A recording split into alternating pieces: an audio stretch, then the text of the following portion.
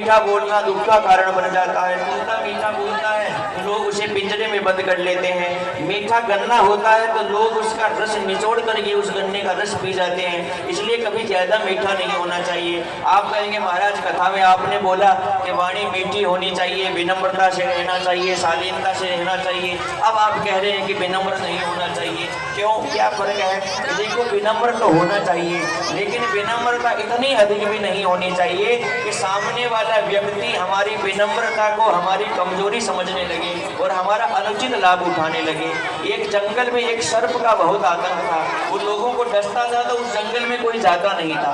तो एक साधु वहां से निकले और सर्प को कहने लगे, हे सर्प, तुमने कितने पाप किए होंगे कि तुम्हें सांप की योनि मिली। अब तुम लोगों को डसते हो तो और पाप कर रहे हो, तो क्या करूं महाराज? बोले लोगों को डसना बंद कर दो।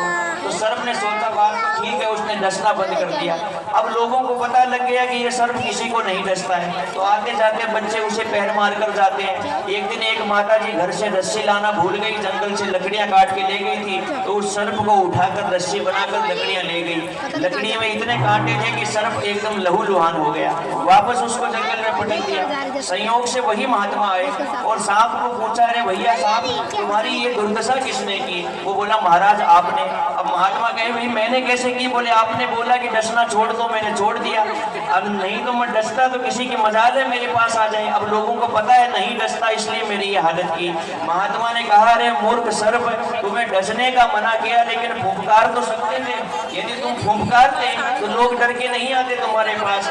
तो ये विनम्रता में, शालीनता में ये फर्क होना चाहिए कि विनम्र तो होना चाहिए, किसी को डसना तो नहीं चाहिए, लेकिन जब कोई अपनी अस्मिता पर, अपने स्वाभिमान पर प्रहार करे तो फुफकार जरूर देना चाहिए, ताकि वो हमारा अनुचित लाभ किसी प्रकार ना उठा पाए। तो परशुराम जी का लक्ष्मण जी का ये संवाद होता है। अब लक्ष्मण जी, परशुराम जी और राम जी लक्ष्मण जी को इशारा करते हैं, लक्ष्मण बैठ जाओ। लक्ष्मण जी बैठते हैं, राम जी आगे आते हैं। परशुराम जी कहते हैं, खाली इतना बता दो धनुष किसने तोड़ा? तो राम जी कहने लगे, नाथ शंभु धनु भंजनी हारा, नाथ शंभु धनु भंजनी